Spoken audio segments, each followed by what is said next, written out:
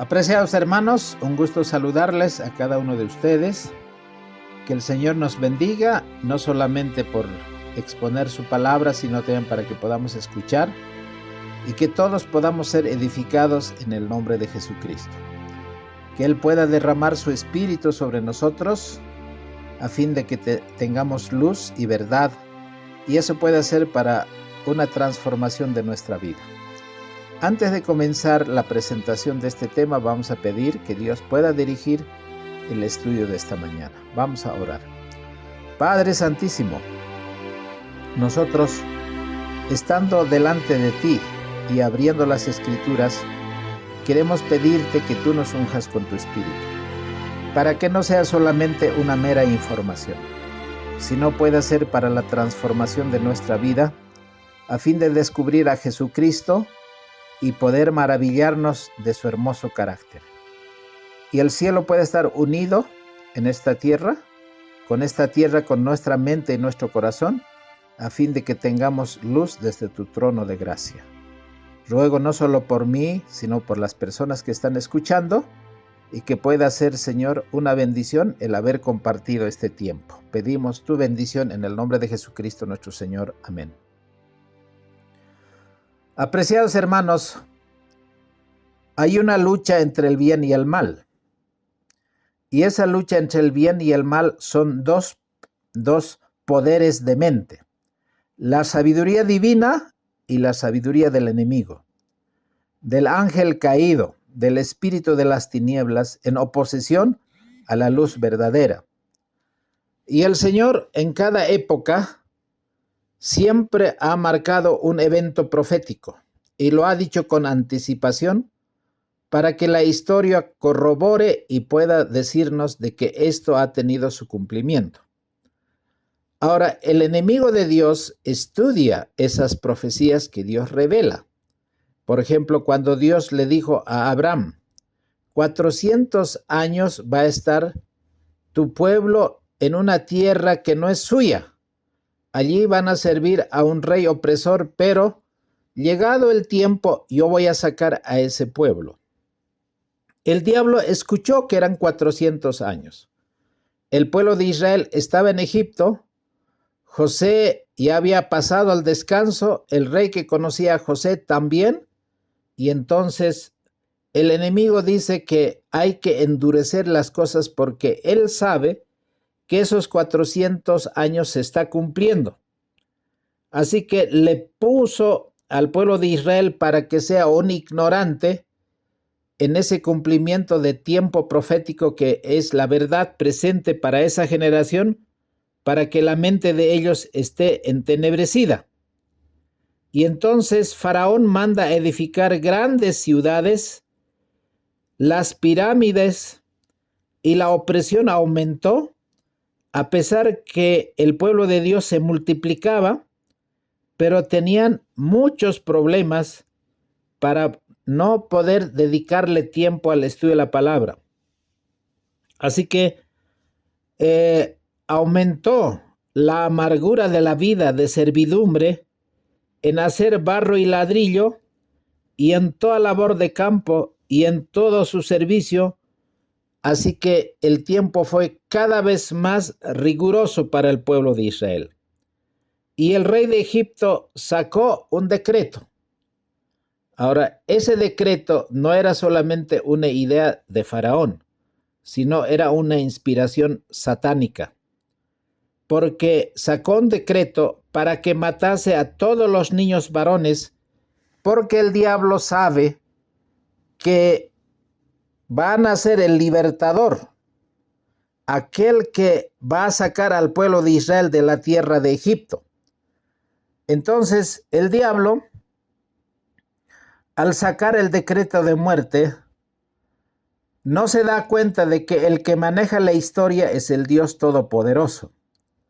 El rey de Egipto, el Éxodo capítulo 1, versículo 18, dice: hizo llamar a las parteras y les dijo: ¿por qué habéis hecho esto? ¿Cómo ustedes han dejado vivir a los niños varones? ¿Por qué no lo mataron?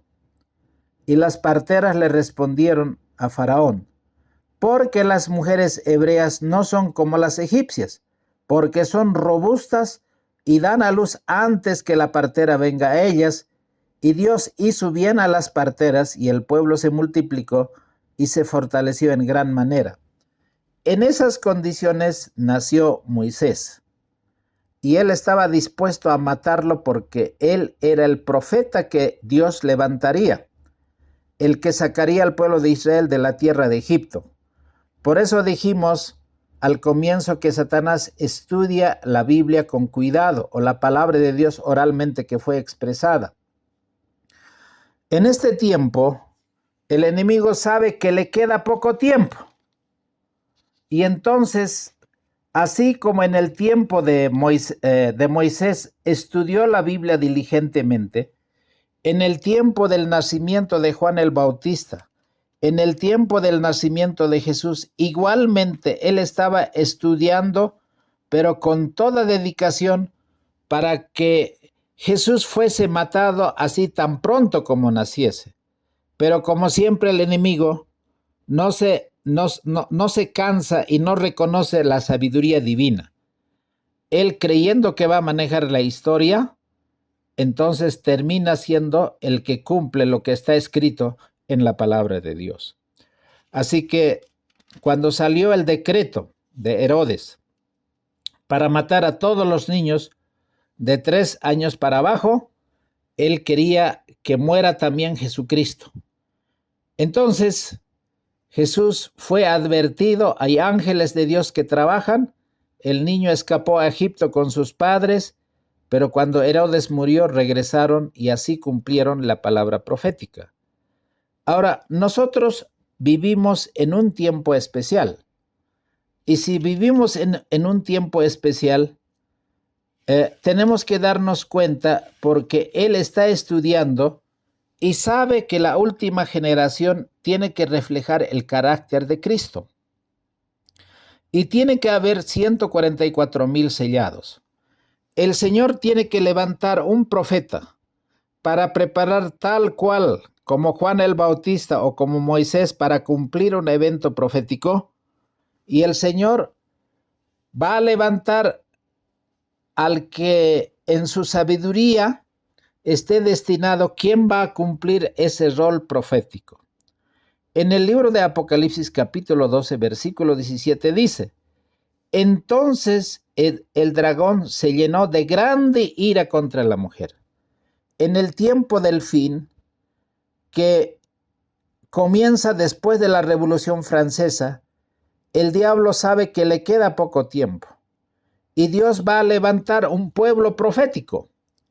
Y ese pueblo profético tiene que tener alguien que ejerza el don profético a través del espíritu de la profecía. Ese espíritu que había en todos los profetas que cumplieron un rol tan importante en todos los acontecimientos.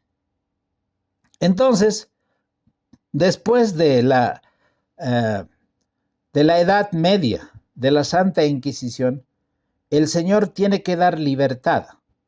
Y da libertad al pueblo protestante, aquellos que deberían escapar de Europa hacia América, porque el capítulo 12 de Apocalipsis, versículo 15-16 dice: y la serpiente echó de su boca tras la mujer agua como un río. Esa fue la persecución de la Edad Media, a fin de hacer que fuese arrastrada por el río. Pero la Reforma prevaleció, aunque 500 años después la Reforma claudicó como en estos tiempos, pero para entonces, a los comienzos de los años 1800, la Reforma estaba fortalecida, y entonces el versículo 16 dice: la tierra ayudó a la mujer.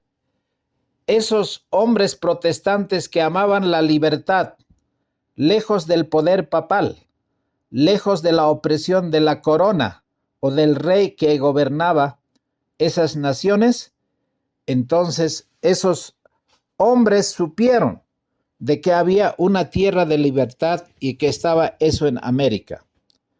Así que Estados Unidos llegó a ser la tierra prometida como la tierra de Canaán, para que allí el pueblo de Israel escapase y cumpliese la última etapa del evento profético en el cual nosotros estamos embarcados. Y allí es donde nace la sierva del Señor.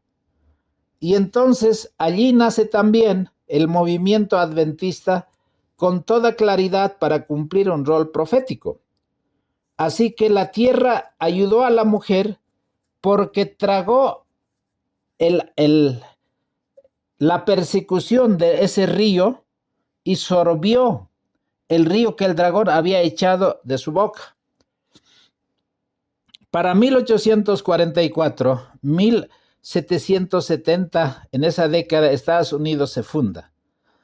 Pero los hermanos protestantes, como los padres peregrinos, llegan a Estados Unidos y fundan las colonias para que haya libertad religiosa y libertad política.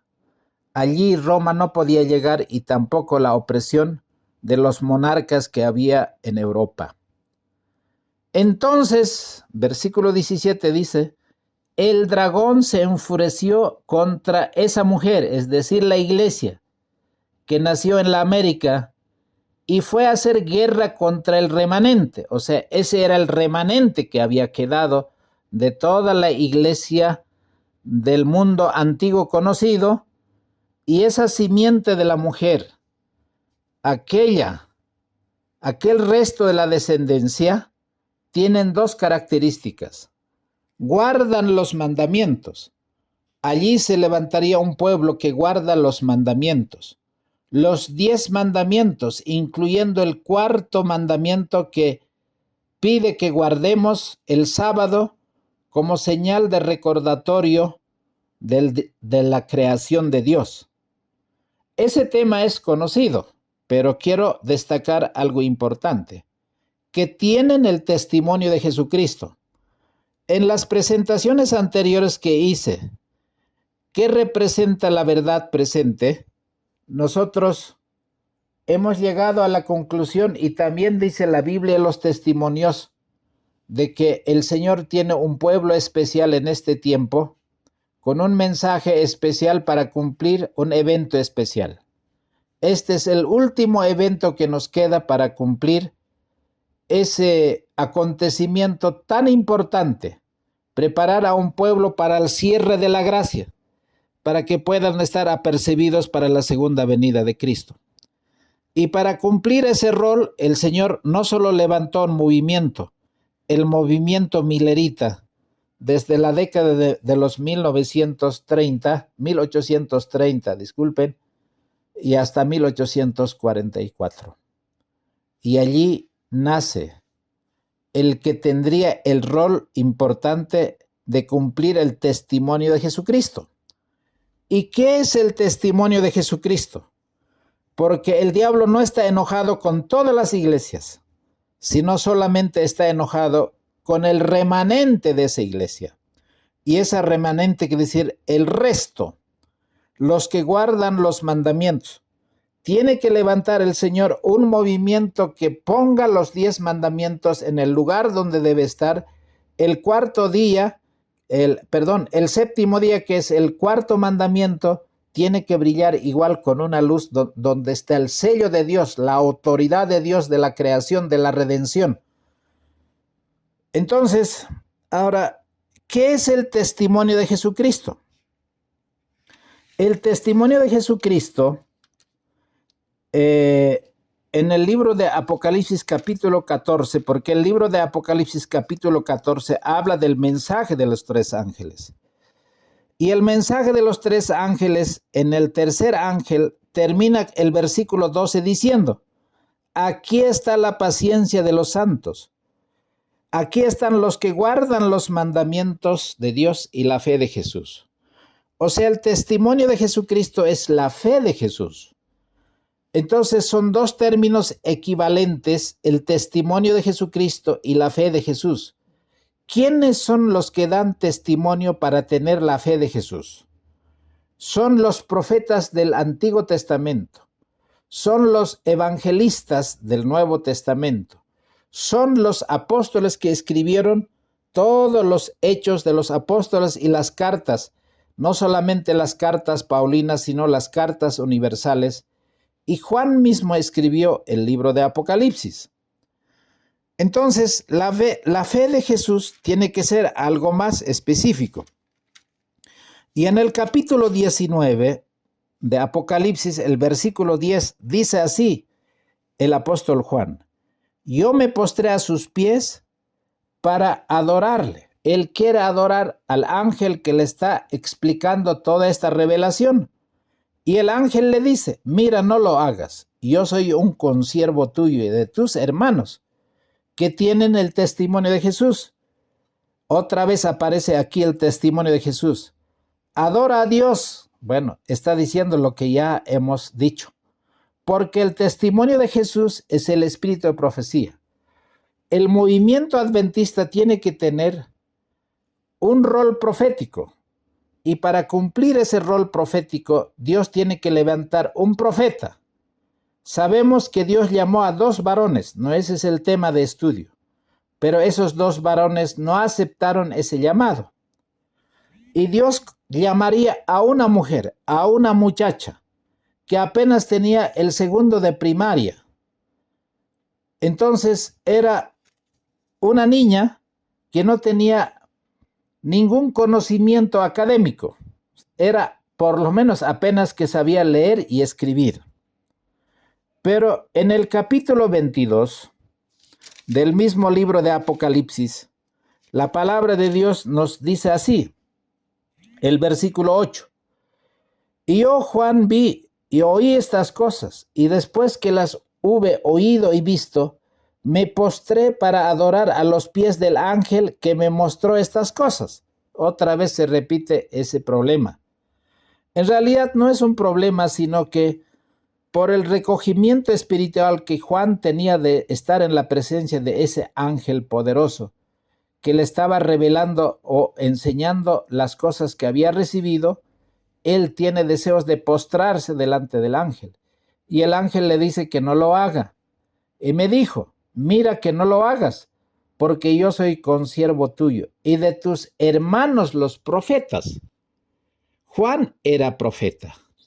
Ahora, el testimonio de Jesús, la fe de Jesús, el espíritu de profecía quiere decir que el espíritu que había en los profetas del Antiguo Testamento y del Nuevo Testamento estaría en ese último movimiento que Dios levantaría.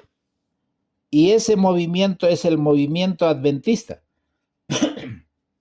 Cuando el Señor levantó este movimiento, cuando Guillermo Miller estaba predicando este mensaje en 1843, ya habían escuchado la familia Harmon estos mensajes y ellos creyeron que este era un mensaje poderoso. El mensaje del primer ángel estaba sonando y nosotros sabemos que ese primer ángel traía el evangelio eterno para predicar a todos los moradores de la tierra, a toda nación, tribu, lengua y pueblo, diciendo: temed a Dios y dadle gloria, porque la hora de su juicio ha llegado. Y Guillermo Miller, sin darse cuenta, él estaba predicando al predicar Daniel 8:14 que la hora de su juicio había llegado, y él concluyó que la hora de su juicio era la segunda venida de Cristo. No vamos a entrar en detalle en ese tema porque no es el objetivo de esta presentación.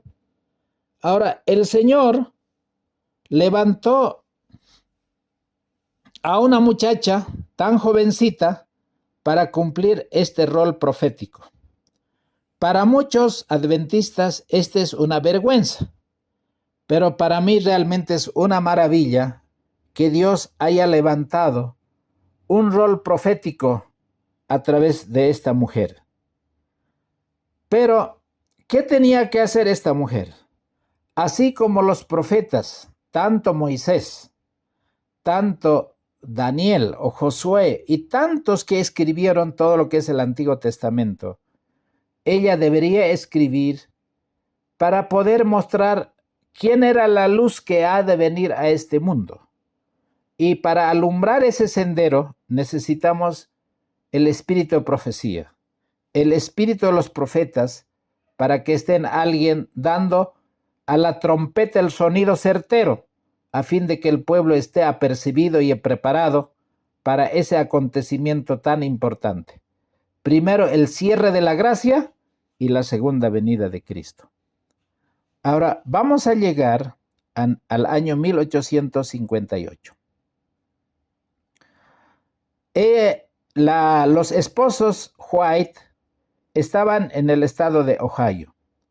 Ellos habían estado en un funeral que habían animado a los deudos para que creyesen en la resurrección de Jesucristo. Y ellos estaban haciendo un trabajo de evangelismo público en una escuela. Y ese día, Elena White recibió una gran visión en cuanto al gran conflicto entre Cristo y sus ángeles y Satanás y sus ángeles. Recibió esa revelación durante 2 horas, cómo se está desarrollando o cómo se desarrolló en el pasado, cómo se estaba desarrollando en ese presente cuando fue en 1858 y cómo se va a desarrollar hasta el final estos eventos de controversia entre el bien y el mal. 2 días más tarde, el gran adversario supo que la verdad había sido revelado a Elena White. Y Elena White tenía una visión tan clara de la lucha entre el bien y el mal.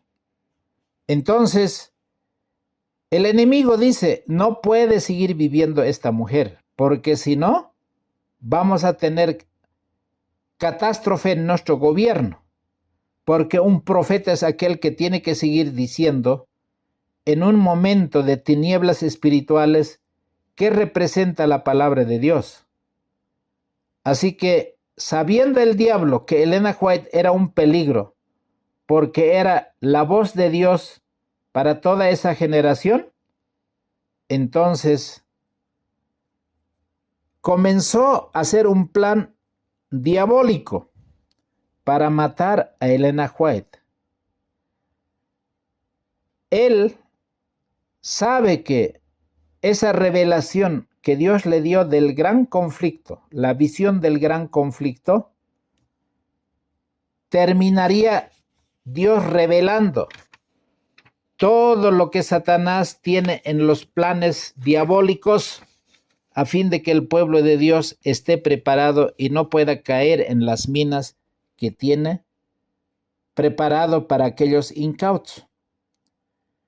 En esa visión, ella escribió en Dones Espirituales, tomo 2, la página 270, y dice en esa visión que tuve en Lobest Grove, la mayor parte del tema del gran conflicto que había visto 10 años antes me fue repetida.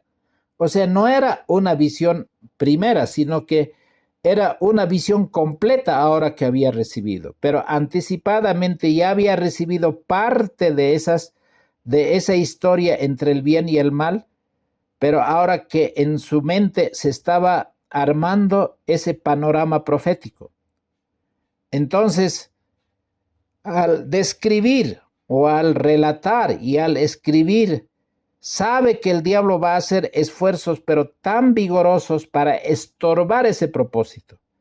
El diablo sabe que Elena White es un problema para su gobierno, pero también tenemos que estar conscientes que los ángeles de Dios son nuestros custodios y ángeles más poderosos que Satanás están involucrados en la parte del frente de la batalla de la luz para que el obrero de Dios, el profeta de Dios, no pueda ser avasallada ni vencida, porque el poder de Dios es más fuerte que el poder de Satanás.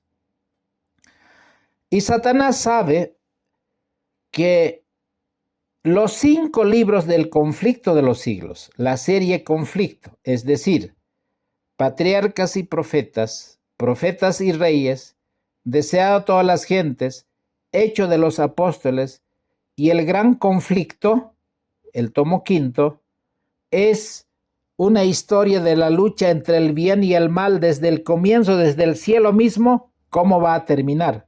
Así como Moisés escribió el Pentateuco de los 40 años, Elena White, en más de 70 años de su ministerio profético, debería escribir todos estos temas en el tiempo que Dios le dio.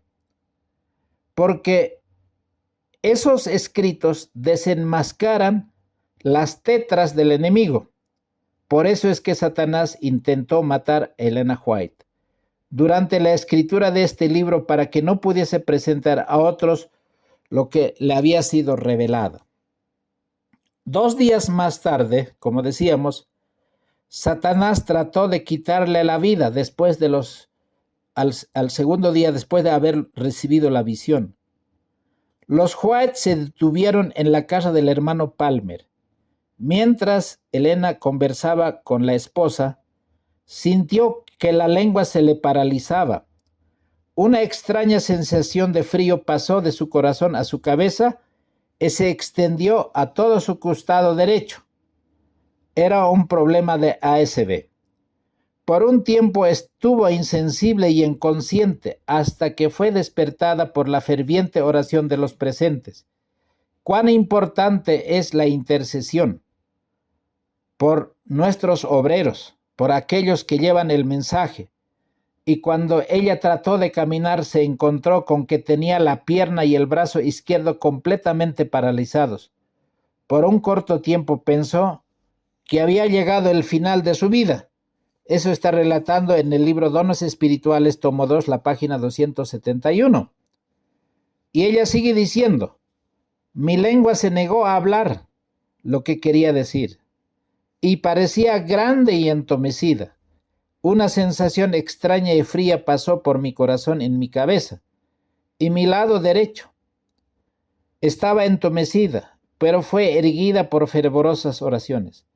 Durante un breve periodo de tiempo que no esperaba vivir, fue el tercer derrame que tenía de parálisis, y aunque estaba a 22 kilómetros de casa, no tenía esperanzas de ver a mis niños, y ella se estaba preparando para terminar su vida porque pareciera que todo eso llegaría a su final.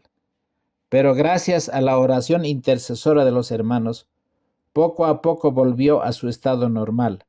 Por semanas ella no tenía fuerza en las manos y ni siquiera podía sentir el agua fría que se colocaba sobre su cabeza. 3 meses más tarde, ella tuvo una visión que le mostró el Señor lo que realmente había sucedido en la casa de la familia Palmer. Satanás había tratado de quitarle la vida, pero los ángeles del Señor vinieron a su rescate. Dios está en el control, y eso es algo maravilloso. Al principio, ella no podía escribir más de una página al día, y luego descansaba 3 días, pero pronto las fuerzas fueron regresando a su organismo, porque el poder de Dios era realmente algo tan misericordioso con esta mujer. Ahora, en la Asamblea General del 21 al 24 de mayo de ese mismo año, 1858, se habían reunido más o menos 400 adventistas, y ella contó esa visión de la gran controversia, que el Señor le había dicho que escribiera en un libro. Satanás no tuvo éxito en tomar la vida de la mensajera de Dios y fracasó en impedir para que terminase esa obra. Satanás odia tanto a Cristo y odia tanto al don profético, y que él está dispuesto a que el testimonio de Jesucristo no tenga esa iglesia. Pero gracias al Señor, esa parte de la batalla fue ganada, pero la guerra continúa. Entonces el dragón se llenó de ira contra esa iglesia. Ahora él hace la guerra contra el resto de la descendencia de la iglesia remanente que Dios levantó en 1844. Porque allí están los que guardan los mandamientos de Dios y tienen el testimonio de Jesucristo. Satanás retrasó la publicación del conflicto de los siglos. Desde el mismo comienzo, sabe que ese libro, después de la Biblia, es el libro más odiado. Y él jamás dejó de trabajar. Y utilizó a los mismos hermanos de la iglesia adventista para intentar de que se pueda abortar el trabajo de escribir y publicar estos libros que había sido revelada en las visiones Elena White. En cierta ocasión, Elena White dijo así: les hablo a ustedes que están comprometidos con el trabajo de sondeo. Has leído el 4º volumen de la gran controversia. ¿Sabes lo que contiene? ¿Tienes alguna apreciación del tema? ¿No ves que la gente necesita esa luz? Ahora lamento no haber hecho la obra que debería haber efectuado, cuando algunos hermanos estaban tan dispuestos a colaborar, pero ahora el enemigo puso inclusive para que las impresiones no se efectuaran como estaban planificados, sino que estorbó, puso cortapisas para que este trabajo no se completara. El enemigo trabajó con diligencia y creó una situación tal que ahora el trabajo no puede efectuarse como Dios había revelado que era necesario hacerlo. Los que pusieron trabas a la obra de Dios tendrán que dar cuenta a Dios en el día final.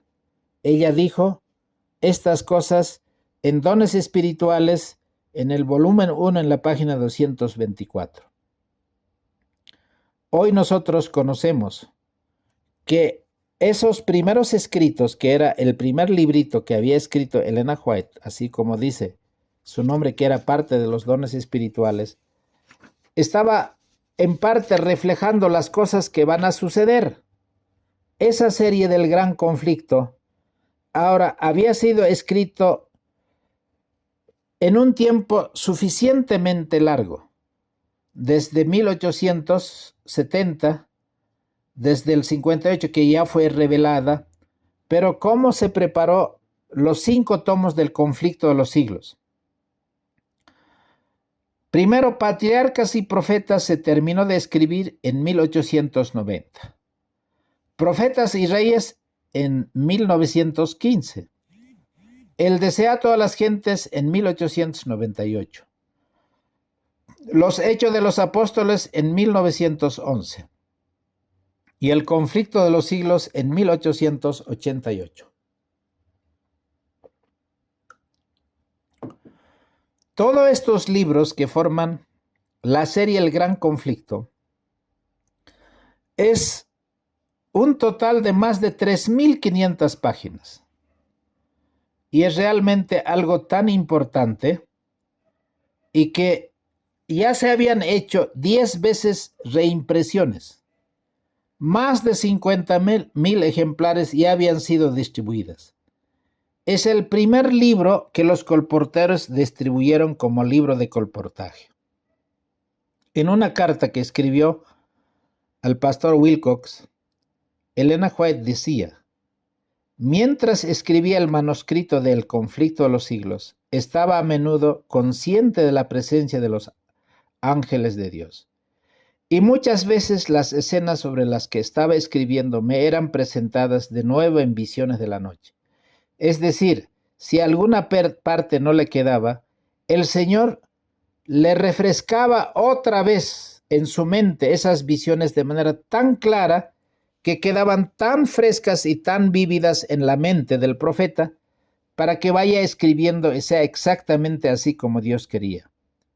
Y ella sigue diciendo: he examinado cuidadosamente estos cambios, a medida que he ido ampliando y corrigiendo algunos detalles que necesitaban esas correcciones. Y ella dice: estoy agradecida porque se me ha conservado la vida y que tengo claridad de mente para este y otros trabajos literarios.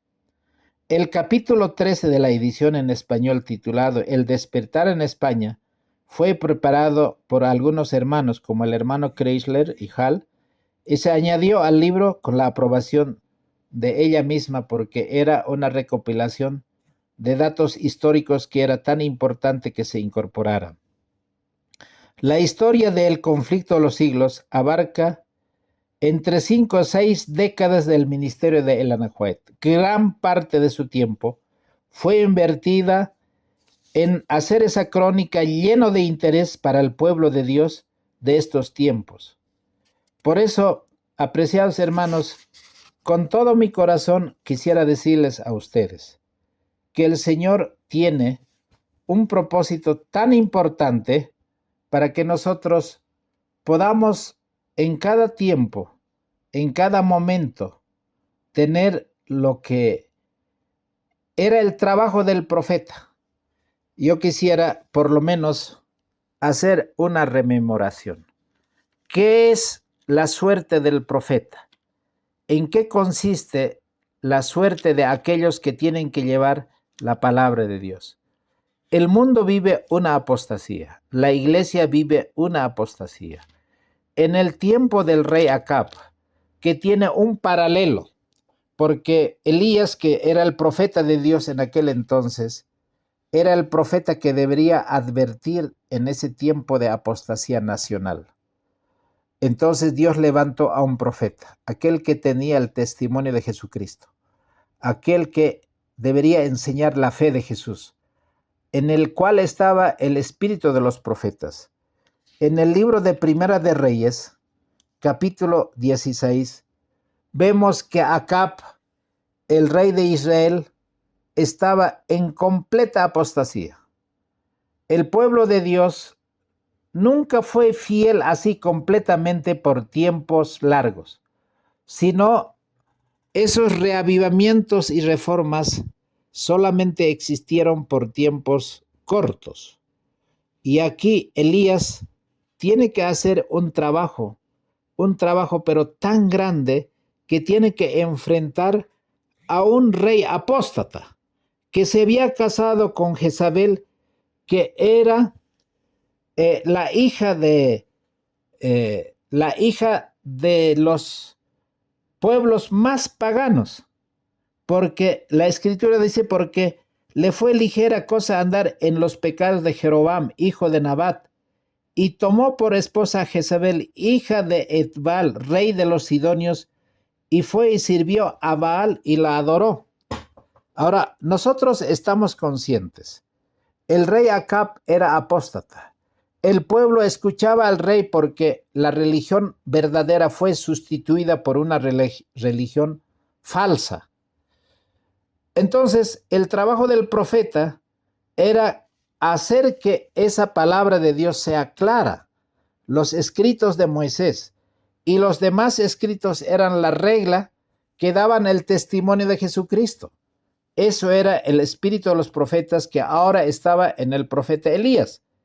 Y Elías dice, no va a haber lluvia, no porque el Señor no los ame, sino ustedes dicen que al que adoran ustedes es el Dios verdadero. El Dios Baal no es el Dios verdadero. Dice, hay un Dios verdadero que está en los cielos, y ese es el creador del cielo y de la tierra. Y los profetas que habían entonces, ¿qué había pasado? Había pasado de que cuando Acab se casó con Jezabel, esos profetas fueron eliminados, fueron matados uno por uno, y Abdías lo fue el que lo ocultó en las cuevas y les sustentó solamente con pan y agua. Ahora, los que creen en los testimonios en este tiempo, esa misma suerte tienen que arrastrar. Así como Ellen White no fue apreciada muchas veces cuando el pueblo se desvió, tenía ella palabras de advertencia con toda claridad. Entonces, el papel profético de Ellen White no fue nada placentero. Tenía que afrontar todas las situaciones adversas, así como Elías tenía que llamar la atención del rey en el pecado en que estaba envuelto el rey Acab. Y cuando se encontró Acab con el profeta Elías, le acusó de algo que Elías no había hecho. En el capítulo 18 de Primera de Reyes, versículo 17 dice: y aconteció que cuando Acab vio a Elías le dijo: ¿eres tú el que has turbado a Israel? Ahora, los testimonios, así como fueron atacados para que no se escribiera, así como fueron estorbados para que no se publicara, en la segunda presentación vamos a hacer cómo el diablo ahora está haciendo para que no se lea, que no se publique completamente o que desde los púlpitos se ignore estas advertencias que la sierva del Señor escribió para preparar a un pueblo. Porque tenemos algo que es más importante. En el libro de Isaías capítulo 58, y con eso vamos a ir terminando, la palabra de Dios dice que hay un trabajo tan importante que hay que hacer. Y la escritura dice en el versículo 12: y los tuyos edificarán las ruinas antiguas. Hoy hay verdades que han sido pisoteados. Hay cimientos de verdades que de generación en generación se habían levantado, pero ahora están en ruinas, que eso hay que levantar. Y las calzadas por donde el pueblo tiene que caminar hay que restaurar. Y las puertas están desvencijadas y hay que colocar en su lugar. Y eso se llama reforma. No va a haber reforma ni reavivamiento a menos que escuchemos al profeta Elías. Era el Elías tesbita para su generación. Y para la primera venida de Cristo fue Juan el Bautista, el que debería cumplir esa misión. Hoy, para la segunda venida de Cristo y para el cierre de la gracia, Dios ha levantado al don profético en Elena White. Y ese trabajo es lo que tiene que hacer los escritos: preparar a un pueblo, edificar un carácter semejante al de Cristo, restaurar los portillos, restaurar las calzadas, levantar murallas, edificar esas ruinas antiguas y entonces enseñar al pueblo que se retraigan sus pies de no profanar el sábado, para que no hagan su propia voluntad, sino hagan la voluntad de Dios. Que los hombres no anden conforme a sus propios caminos, ni buscando su propia voluntad, ni hablando sus propias palabras en el día santo. Y entonces el versículo 14 dice: entonces te deleitarás en Jehová, y yo haré subir a la heredad de tus padres, a la heredad de la tierra de Canaán, y te haré comer de la heredad de Jacob tu padre, porque la boca de Jehová lo ha hablado. Apreciados hermanos, hoy más que nunca nosotros necesitamos tener claro para qué están los testimonios. ¿Por qué Satanás tiene tanto odio? ¿Por qué quiso matarlo a Elena White? ¿Por qué estorbó para que no se publicara? Hoy, ¿por qué se estorba tanto para que los predicadores no tengan presencia de sus escritos en las prédicas que tienen que hacer? Esa será la segunda parte que vamos a presentar. En esta hora, con un corazón quebrantado, con una situación que realmente causa tristeza, que nosotros no tengamos ese aprecio por el don profético y cuál es el rol que ella tiene que cumplir, aunque ella ha pasado al descanso, pero sus libros están hablando, las hojas están hablando, y hay que hacer, y como resultado vamos a tener pero cosas maravillosas. Y quisiera terminar con un testimonio. Un hermano en Brasil hace poco, no era hermano en la fe porque era un ciudadano común del Brasil, había comprado un libro, El conflicto de los siglos.